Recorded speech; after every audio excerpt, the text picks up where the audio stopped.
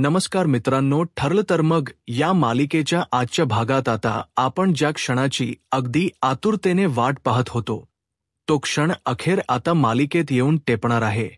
ते म्हणजेच आता प्रिया पुन्हा घरात आल्यामुळे तिला लगाम घालण्यासाठी एखाद्या व्यक्तीची घरात गरज आहे आणि नेमकी तीच व्यक्ती आता कुटुंबात परतली आहे। म्हणजेच आपल्या सर्वांच्या लाडक्या पूर्णाजी या पुन्हा आल्यामुळे प्रियाची आता त्या चांगल्याच वाट लावणार आहेत। आणि प्रिया जे काही लोखंडे फॅमिलीच्या बाबतीत करतीये आणि त्यांना कलावून लावण्याचे तिचे जे काही प्रयत्न आहेत ते आता हाणून पाडण्यासाठी स्वतः पूर्णाजी ही प्रियाची सुभेदारांच्या घरातून हकालपट्टी करण्यासाठी आलेली आहे। त्यामुळे आता पूर्णाजी कशा प्रकारे प्रियाच्या पापांचा पाढा सगळ्यांसमोर वाचतच प्रियाची कशा प्रकारे घरातून हकालपट्टी करणार आणि अश्विनचे चांगलेच ती कान पिळणार आहे, हे सगळे आजच्या या भागामध्ये आपल्याला पाहायला मिळेल। त्यामुळे व्हिडिओ अगदी शेवटपर्यंत नक्कीच बघा। तर मित्रांनो, आतापर्यंत आपण मालिकेत पाहत होतो की प्रिया ही सदाशिव आणि मैनाबाई यांच्याबरोबर खूप चुकीच वागते। म्हणजे खरं तर आहेत तर ते तिचे आई वडीलच, परंतु ते घरातून जाण्यासाठी तिचे खूप काही प्रयत्न सुरू आहेत। आपली स्वतःची ओळख लपवण्यासाठी प्रियाने खूप मोठ्या गोष्टी करण्याचं ठरवलं। प्रिया विचार करते की काही झालं तरीही हे माझे आई बाबा आहेत, हे कोणालाही कळायला नको। त्यामुळे तिच्या सगळ्या गोष्टी खरंतर चालू असतात आणि घरामध्ये जे काही लोखंडे फॅमिलीला स्थान मिळते त्याने तर तिला आणखीच आनंद होतोय, कारण की जेवढं लोखंडे फॅमिलीला आनंद मिळेल तेवढाच तिच्यासाठी तो प्रॉब्लेम असू शकतो। कारण की जर हे सगळं असंच घडत राहिलं तर खूप मोठा प्रॉब्लेम होईल, हे तिच्या लक्षात आलेलं असतं। जर घरातल्यांना जराही संशय आला की ही सायलीची आई नाही आणि हिचा हा आवरटपणा पाहिल्यानंतर सगळ्यांना नक्कीच समजेल, म्हणूनच आता प्रिया तिच्या बाजू काही प्रयत्न करण्याचा ठरवते। तर इथे नागराज हा विचार करतो की आता प्रियाची जर आपल्याला वाट लावायचीच आहे तर आपल्याला सुभेदार कुटुंबामध्ये गेलं पाहिजे आणि तो आता महिप्तशी सगळी चर्चा करून सुभेदार कुटुंबामध्ये येण्यास ठरवतो, जेणेकरून महिप्त हा तिकडे आल्यानंतर नेमकं काय होणार, म्हणजे आपण कसं जाऊन प्रियाला त्रास द्यायचा याचा नागराज डोक्यामध्ये आता विचार सुरू असतो। त्यामुळे आता प्रिया तर खरंतर या लोखंडे फॅमिलीला वैतागलेलीच असते। कुठून मी तिकडे ते रविराज राज किल्लेदारच घर सोडून इकडे आले ना, असं तिला वाटायला लागतं। कारण रविराज किल्लेदार आता मी पुन्हा जर घरी गेले तर घरी मला घेणार नाही। त्यामुळे ती जास्त टेन्शनमध्ये असते की आता काय करायचं, इथेच राहावं लागणार आहे। तेवढ्यातच अचानक सगळेजण नाश्ता करत असताना, चहा पित असताना इथे नागराजची एंट्री होते। आता नागराज आल्याबरोबर प्रिया घाबरते की आज अचानक नागोबा आला तरी कसा काय, म्हणजे आज नेमकं काय करण्यासाठी आलाय, हा असे विचार तिच्या डोक्यामध्ये आता येत असतात। त्याच वेळेला मग आता हे सगळं होत असताना सायलीला आनंद होतो। सायली म्हणते की अरे नागराज काका, तुम्ही सुमन काकू कुठे आहेत? त्यावेळेला मग तो बोलतो की अगं सायली, त्याच काय ना, मी इथे जरा माझं काम होतं ना म्हणून इथे आलो होतो। मग म्हटलं सगळ्यांना भेटावं। अरे हे दोघंजण कोण आहेत? जसं का काही त्याला काही माहीत नसतं असंच तो दाखवतो। तेव्हा मग आता अर्जुन ओळख करून देतो। तो म्हणतो की हे सायलीचे आई बाबा आहेत। तेव्हा मग हे ऐकून नागराज अगदी आनंद झाल्यासारखाच होतो। तेव्हा तो म्हणतो की अरे वाह, खरंच सायलीचे आई बाबा, म्हणजे अर्जुन कस काय शक्य झालं? तेव्हा अर्जुन म्हणतो की अहो काका, त्या दिवशी जो पत्ता दिलेला ना सुमन काकूने, ज्या टेलरचा, म्हणजे ती त्यांच्याकडून जे ड्रेस शिवायची तेच खरंतर हिचे आई बाबा आहेत। म्हणजेच त्यांच्याचकडून सुमन काकू ड्रेस शिवून घ्यायची। म्हणजे बघा ना, जग किती छोटं असतं, आपल्या जवळच आपली माणसं असतात परंतु ती ओळखता येत नाहीत। खरं तर मला सुमन काकूला थॉक्स म्हणायला हवं, कारण की तिच्यामुळे मला सायलीचे आई बाबा खरंतर सापडले आहेत। त्यावेळेला मग आता तो म्हणतो की नक्की थॉक्स म्हणतो, पण खरं तर सुमन ना आपल्या माहेरी गेली आहे, त्यामुळे ना जरा मी तिला डिस्टर्ब करत नाही, असं सगळं बोलून तो मुद्दामच सुमन समोरचा विषय काढत नाही, कारण की सुमनला माहीत असतं नागराजने सगळं काही मुद्दामून घडवून आणलंय आणि जर हे समजलं की ते टेलरच साहिलीचे आई बाबांनी गेले तर मात्र सुमन काहीतरी तोंड उघडेल या भीतीने नागराज काहीच बोलून दाखवत नाही. मग त्यानंतर नागराज म्हणतो की हो, खरंच म्हणजे तुम्हाला भेटून आनंद झाला बरं का. सायलीचे आई वडील सापडले ना, त्यात खरंच खूप आनंद वाटतोय मला. मग सायली म्हणते की नागराज काका बसा ना, तुम्हाला चहा नाश्ता वगैरे देते. तेव्हा तो म्हणतो की नको नको अग सायली, मी पण ना जरा काहीतच आहे, त्यामुळे इथे जरा मी असं आलो होतो. तेव्हा कल्पना म्हणते की बाकी प्रतिमा वगैरे सगळे घरी ठीक आहेत ना. तेव्हा मग तो म्हणतो की हो अगदी उत्तम, सगळे छान आहेत आणि दिवाळीची आमच्याही घरात खूप उत्तम तयारी सुरू आहे असं नागराज बोलून दाखवतो. त्यानंतर मग आता लगेचच प्रियाला तो बघतच असतो. नंतर प्रियाला बघतच तो म्हणतो की अग तन्वी, ये इकडे. अग कुठे होतीस? खरं तर तुलाही भेटायची इच्छा होतीच, मला बरं झालं भेटलीस. मग त्यावेळेला प्रिया मनातल्या मनात विचार करते की याचं चाललंय तरी काय नक्की, हा काय नेमक करण्याचा प्रयत्न करतोय अशी भीती आता तिच्या मनामध्ये असते. त्यानंतर मग आता इथे लगेचच पुढे जी प्रियाची आई स्माईल करत असते त्याला पाहून नागराज म्हणतो की अगं म्हणजे या ज्या लोखंडे बाई आहेत ना, म्हणजे सॉरी सायलीची आई, त्यांच्यासारखीच स्माईल ही प्रियाची आहे. म्हणजेच तन्वीची. बघा ना, तन्वी आणि तिच्या हसण्यामध्ये अगदी समानता जाणवते. आता प्रिया गप्पच बसते, हास्य असते, ती तिथल्या तिथे गपचूप बसते आणि मग लगेचच सायली म्हणते की म्हणजे. तेव्हा तो म्हणतो की अग सायली, बघ ना जरा फेसिंग बघ ना, दोघींच किती सारखं आहे आणि चेहरापट्टी देखील बघ, अगदी व्यवस्थित वाटते. मला तर खरं तर पहिल्यांदा त्यांना बघितल्यावर असंच वाटलं की ह्या तन्वीची आई आहेत की काय. असं म्हटल्यावर आता सगळेजण एक मिनिटासाठी शांत होतात. तेव्हा मग सायली म्हणते की नाही नाही नागराज काका, ती ना माझी आई आहे आणि हे माझे आई बाबा आहेत असं ती पटकन बोलून जाते. त्यावेळेला खरं तर अर्जुन अजून पण या बोलण्याचा विचारच करत असतो, म्हणजे नागराज काका हे सगळं असं काय बोलतोय, म्हणजे अचानकच तन्वीची आई आहे हे सगळं असं काय म्हणजे. तेव्हा तो गप्पच बसलेला असतो. नागराज म्हणतो की जोक्स पार्ट हो सायली, ते तुझेच आई वडील आहेत. खरं तर हे सगळं नागराजने सायलीला घाबरवण्यासाठी केलेलं असतं, म्हणूनच तो गप्प बसतो आणि म्हणतो की बरं ठीक आहे, चला मी निघतो. हा सायली आणि अर्जुन, तुम्हाला खरंच खूप खूप अभिनंदन, म्हणजे दिवाळीच्या वेळेला तुम्हाला तुमचे आईवडील सापडले. खर सायली, तू खूपच नशीबवान आहेस. असं काही काही बोलून नागराज गपचूप तिकडून निघून जातो आणि मग तो निघून गेल्यानंतर इथे प्रियाही आलेली असते आणि प्रिया ही नागराजकडे बघतच म्हणते की एक मिनिट नागराज काका थांबा, अहो काय चाललंय काय तुमचं. तेव्हा नागराज म्हणतो की कुठे कुठे काय चाललंय. तेव्हा तिचा चेहरा तर अगदीच घाबरलेला असतो.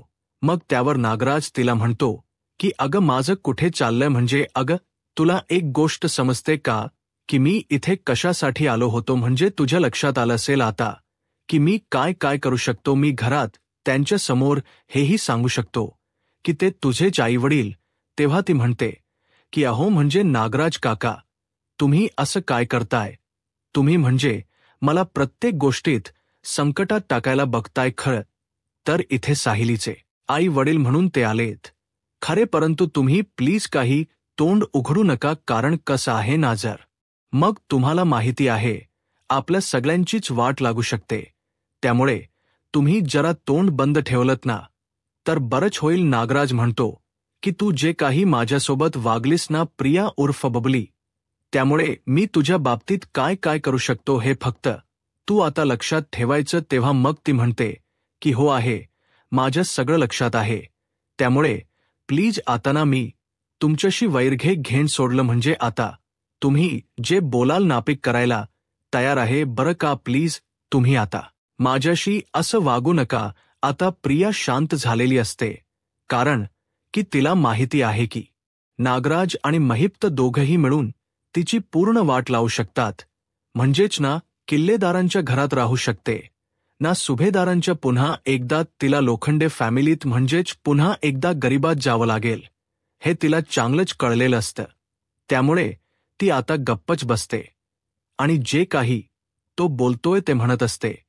त्याच वेळेला आता नागराजचा काहीतरी फोन वगैरे राहिलेला असतो, म्हणूनच सायरी आणि अर्जुन तो फोन देण्यासाठी बाहेर जातात. तेव्हा मग अर्जुन आणि सायली धावत धावत जातात आणि म्हणतात की 1 मिनिट, नागराज काकांचा काहीतरी फोन राहिलाय आणि तो फोन वाजत असतो. त्यामुळे ते धावत धावत बाहेर येत असतात. त्याच वेळेला इथे आता प्रिया ही नागराजला म्हणत असते की तुम्ही हे सगळं काय करत होतात बाहेर, म्हणजे तुम्हाला काय सांगण्याचा तुमचा प्रयत्न होता. तेव्हा नागराज म्हणतो की हे बघ तन्वी, तू काही दुधकोळी नाहीयेस, त्यामुळे तुला चांगलंच समजतंय की मी काय करण्याचा प्रयत्न करत होतो. त्यामुळे आता जेवढी तू माझं ऐकशील तेवढीच फायद्यात राहशील. आणि हो, तुला माहिती आहे की आता जे काही झालंय ना ते फक्त एक छोटासा ट्रेलर होता. ट्रेलर अजून मोठा बॉम्ब फुटण्याचा बाकी आहे. त्यामुळे मी आता तुला जे काही सांगतोय ना ते अगदी व्यवस्थितपणे ऐक, कारण की किती काय झालं तरीही तुला या सगळ्यांना फेस करावंच लागणार आहे. तेवढ्यात सायली आणि अर्जुन धावत येतात आणि म्हणतात की बॉम्ब कसला बॉम्ब, म्हणजे कशाबद्दल बोलताय तुम्ही. तेव्हा लगेचच नागराज आता विषय वळवतो. तो प्रियाकडे अगदी तिला खुणावत असतो की काय सांगून टाकू का सगळं. परंतु प्रियाचे डोळे अगदी बारीक झालेले असतात, म्हणजेच अगदी मलूल झालेले असतात की प्लीज काही सांगू नका, अशी ती डोळ्यानेच नागराजना विनंती करत असते.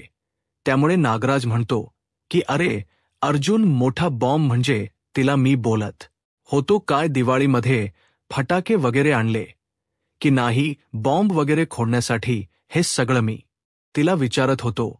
कारण काय ना तिकडे तन्वी असायची तर तिला हे सगळं करण्याची खूप आवड होती ना, म्हणूनच तिला मी इथे आणलेस का तू आणि अश्विनने, असं विचारत होतो, बाकी काही नाही.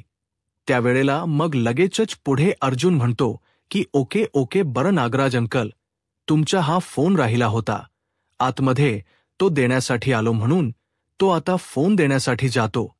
त्याच वेळेला आता प्रिया ही पुन्हा एकदा लोखंडेच्या रूममध्ये येते, म्हणजे सदाशिव आणि मैनाबाई जिथे राहत असतात त्या रूममध्ये. आणि तो रूम पाहून ती म्हणते की ह्यांचं तर रोज रोजच झालंय, म्हणजे हा पसारा हा रोज रोजचाच आहे. आणि तिच्या मनात एक भीती असते की जर पुन्हा एकदा नागोबाने माझ्याबद्दलच सगळं खरं सांगून टाकलं तर मग त्यापेक्षा आपण एक काम केलं पाहिजे की या दोघांनाच या रूममधून, म्हणजेच या घरातूनच बाहेर काढलं पाहिजे. असं काहीतरी आपण करायला हवं असा प्रियाच्या डोक्यामध्ये आता विचार सुरू असतो. परंतु यांना बाहेर काढायचं तरी कसं, कारण ते साहिलीचे आई बाबा म्हणून घरात आलेत. त्यामुळे सगळेजण सगळं घर त्यांना डोक्यावर घेऊन नाचते. आता काय करायचं असा प्रश्न त्यांना पडलेला असतो. मग प्रिया विचार करते की नाही, पण मला काही झालं तरी जरी या घरात राहायचं असेल, इथे टिकून राहायचं असेल, तर काही करून मला या दोघांनाही घराच्या बाहेर काढावं लागेल आणि पुन्हा एकदा त्यांच्या त्या करड्या टेलच्या ऑफिसमध्ये, म्हणजेच त्यांच्या टेलच्या दुकानात पाठवावं लागेल. आता ती विचार करते की मी एक काम करते, तिच्या रूममध्ये ना मी इथे काहीतरी तेल वगैरे सांडून ठेवतोय, जेणेकरून तिच्या काहीतरी पाय वगैरे मुरगळला पाहिजे आणि ती गपचूप ना एका ठिकाणी बसली पाहिजे, जेणेकरून तिला हॉस्पिटलमध्ये तरी जावं लागेल किंवा तिला तिच्या स्वतःच्या घरी तरी घाबरून जावं लागेल, म्हणजेच मैनाबाईला घाबरवण्यासाठी. खरंतर प्रिया आता मोठी कारस्थान करायला सुरुवात करते. ती म्हणते की आता खरंतर माझं टार्गेट सायली, अर्जुन नाही, तर हे दोघंजण असले पाहिजेत. जर हे दोघंजण इथून बाहेर गेले तर मात्र माझं कुठेतरी वाचण्याची शक्यता आहे. म्हणूनच प्रिया विचार करते की चला आता आपल्याला हे सगळं केलं पाहिजे. म्हणून आता ती ठरवते की इथे ही बाई मैनाबाई येईल ना, तिच्या तिथे बेडच्या जवळ भरपूर झालं ती तेल टाकून ठेवते, जेणेकरूनच की ते तेल तर तिने सांडले आणि ती त्याच्यावरून घसरली असं चित्र प्रियाला नीर मान करायचं असतं. त्यामुळे ती हे सगळं करते. त्याच वेळेला आता प्रिया विचार करते की आता हे दोघं खादडून येतच असतील. त्यामुळे ती पटापट तिकडून तेलाची बाटली घेते आणि सगळं जे तेल असतं ते तेल आता ती तिकडे घालून ठेवत असते आणि म्हणते की चला आता माझं काम होणार, म्हणजे हे दोघंजणही जेव्हा जातील ना तेव्हा खरं तर मला मजा येणार आहे. त्याच वेळेला इथे आता प्रियाने सगळं तेल टाकून ठेवलेलं असत. तेवढ्यातच आता सदाशिव आणि महिनाबाई दोघजणही त्यांच्या रूममध्ये जात असतात आणि ते दोघजणही जात असताना लगेचच तिथे महिनाबाईचा पाय घसरतो आणि तिच्या पाय घसरल्याबरोबर ती आता जोरात ओरडते, आई ग मी पडले पडले असं म्हणून ती आता जोरात किंचायलाच लागते आणि तिला त्रास होत असतो. त्याच वेळेला आता सदाशिव म्हणतो की अग महिने काय झालं काय तुला, असं म्हणून तो तिला धरायला जातो. आता तिचा आवाज इतका मोठा असतो की सायली धावत धावत येते आणि म्हणते की आई काय झालं, बाबा आईला काय झालं असं ती आता विचारायला लागते. त्याच वेळेला मग आता लगेचच पुढे मैनावती म्हणत असते की अगं मला काय सांगू, मी इथे आले आणि माझा पायच घसरला, खरंच कळत नाही इथे तेल. त्यावेळेला प्रियाला मात्र आनंद होत असतो. प्रिया म्हणते की चला चला आता मी हे सगळं करून दाखवलं ना, आता बरोबर यांचा बाहेरचा रस्ता जाण्याचा योग्य मार्ग मोकळा होईल. त्यामुळे ती अगदी खूपच खुश असते आणि काही झालं तरीही आता तिला हाच आनंद असतो की आपलं काम होणारच आहे. त्यामुळे आता प्रिया ही खाली येते आणि विचारते की काय काय झालं, कसला आवाज झाला. सायली म्हणते की माहीत नाही, म्हणजे माझ्या आईच्या खोलीमध्ये ना कोणीतरी तेल सांडवून ठेवलेलं. तेव्हा आता खरं तर तिच्या प्रियाच्याच बोलण्याकडे तिचं लक्ष असतं. प्रिया म्हणते की काय तेल, यांच्या खोलीमध्ये कोण तेल गेले सांडवायला. तेव्हा आता लगेचच सायली तिच्यावरतीच आरोप करत असते की मला सांग हे सगळं तू तर. मैनाबाई म्हणते की अग पोरी हे काय करतेस काय तू, अगं असं नको करूस, आम्ही काहीच केलेलं नाहीये असे बिचारे ते म्हणायला लागतात. तेव्हा ती म्हणते की मग मी केल हे, चला आताच्या आता इथून निघा पाहू. तेव्हा सायलीच्या आई वडिलांचा चेहरा अगदी बारीक झालेला असतो, म्हणजे ही आगाऊ मुलगी, इतके दिवस आम्ही इथे होतो, आता ऐन दिवाळीच्या वेळेवर ऐन दिवाळीच्या तोंडावर आम्हाला इथून घरातून बाहेर काढायला बघते, म्हणून आता तेही तिथून हटायला तयार नसतात. तेव्हा मग प्रिया म्हणते की आता तुम्ही निघताय की मी बोलाव पोलीस. आता पोलिसांचं नाव काढल्यानंतर मैनाबाई आणि सदाशिव दोघेही घाबरतात, कारण खरं तर सायली ही त्यांची मुलगीच नसते हे त्यांना आतून माहीत असतं. परंतु ते तिथे अगदी उपभोगायला सगळं सुख तिथे राहिलेले असतात. त्यामुळे आता हे सगळं होत असताना दोघांनाही घराच्या बाहेर काढत असताना ऐन वेळेला तिकडे आता पूर्णाजीची एंट्री होते. पूर्णाजी म्हणते की एक मिनिट थांब, तिथेच हे काय चाललंय तुझं, असं म्हटल्यावर आता सगळेजण पूर्णाजीकडे बघतात आणि तिच्याकडे धावत जातात की पूर्णा तुम्ही कधी आलात. सायली पण तिच्याकडे जाते आणि तिला मिठी मारते. त्यावेळेला खरं तर सगळे जण खूप खुश असतात. जे सायलीचे आई बाबा म्हणजेच मैना आणि सदाशिव असतात ते गप्प असतात, ते हे सगळं बघतच राहतात. त्यावेळेला मग आता पूर्णा आजी म्हणते की हे सगळं काय करतीस तू तन्वी, अगं आणि मला सांग तू इथे आलीसच कशी, तुला या घरात येण्याचा अधिकार तरी कोणी दिला. तेव्हा मग आता कल्पना काही बोलायला जाणार तेव्हा ती म्हणते की एक मिनिट, मला सगळं माहिती आहे कल्पना, माझं सगळं बोलणं झालेलं आहे. ही मुलगी या सगळ्या थरापर्यंत जाऊन सगळं वागू शकते हे मला अगोदरच माहीत होतं. त्यामुळे मी अगोदरच प्रतिमाशी बोलणं केलेलं आणि इथे येण्याच्या आधी माझा प्रतिमाशी फोन झालाय. ही काय वागली ना प्रतिमासोबत, स्वतःच्या आईसोबत, हे सगळं मला माहिती आहे. अगं तू कुठल्या थराला जाऊन वागलीस आणि तुला तरी कळते का, याच्या अगोदर मला माहीत होतं की तू मोठ्यांचा आदर करत नाही, मोठ्यांच्या बाबतीत तुझ्या मनात काहीच नसतं, परंतु आताही तू तेच वागलीस. हे सगळं का केलंस तू सांग मला. अगं आता हे सायलीचे आई वडील आहेत तर तू त्यांनाही घराच्या बाहेर काढायला नाही गेलेस का केलंस असं तू सगळं असं म्हणून आता खूपच जास्त पूर ना आजी चिडलेली असते तेव्हा मग आता मैनाबाईला जरा हायस वाटतं. मैनाबाई म्हणते की बरं झालं आजी तुम्ही आलात नाही तर ना खरंच मला खूप भीती वाटत होती. ही मुलगी ना खरंच ही मुलगी आम्हाला घराच्या बाहेर काढायला निघाली होती. तेव्हा मग पूर्णाजी म्हणते की कशी काढेल ही घराच्या बाहेर मी आहे ना आता मी हिला बरोबर करते. आणि नंतर पूर्णाजी म्हणते की काय ग तन्वी तू स्वतःच्या आईला म्हणजेच प्रतिमाला जीवे मारण्याची म्हणजे जीवे मारण्याची धमकी देत होतीस. स्वतःच्या अंगावर पेट्रोल ओतून सांगत होतीस की घरात घे नाही तर मी जीव देते. हे सगळं करून तू घरात शिरलीस आणि आता हे सगळं करण्याची काय तुला गरज आहे.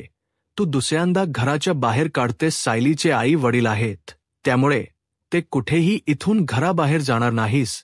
जर तुला ते पटत नसेल ना तर तू इथून निघून जायचं कारण तू त्यांना घराबाहेर काढण्यासाठी काही करू शकते हे मला अगदी चांगलंच माहीत आहे.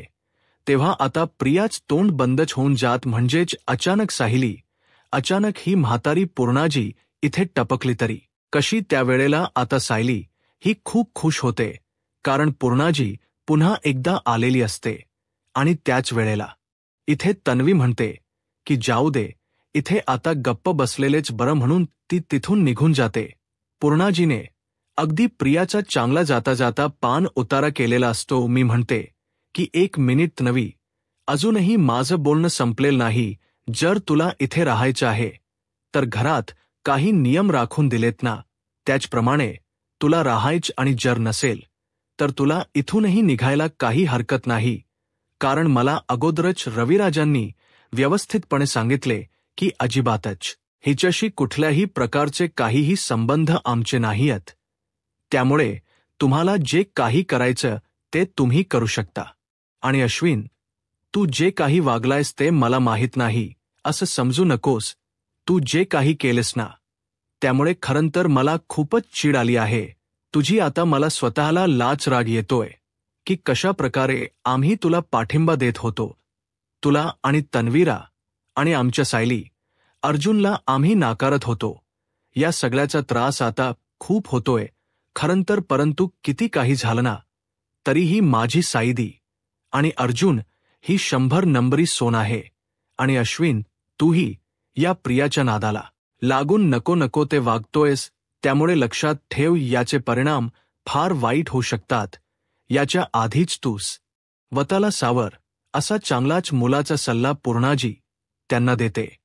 आणि मग पूर्णाजी म्हणते की सायलीचे आईवडील इथेच राहतील. प्रिया तुला जर मान्य नसेल तर इथून तू निघू शकतेस. आणि किती काही झालं तरीही तुझे हे एक लक्षात ठेव तुझी पापाचा घडा जेव्हा भरेल तेव्हा तूही इथूनही कलली जाशील. म्हणूनच इथून पुढे जरा नीट बघायचं. आणि अशाच प्रकारचा अल्टिमेटम प्रियालाही पूर्णाजीने दिलेला असतो. कारण जर पुन्हा एकदा तिच्याकडून जराही काही चूक झाली कुठल्याही प्रकारची घाणेरडी पातळी प्रियाने आखली तर मात्र प्रिया आता पुन्हा एकदा घरातून तिची पूर्णाजी चांगलीच हकालपट्टी करणार असते. आणि पूर्णाजीने आता चांगलंच दिवाळीच्या दिवशीच प्रियाला चांगल्या शब्दांचा मान दिल्याने प्रियाची आता पूर्णपणे बोलतीच बंद झालेली असते.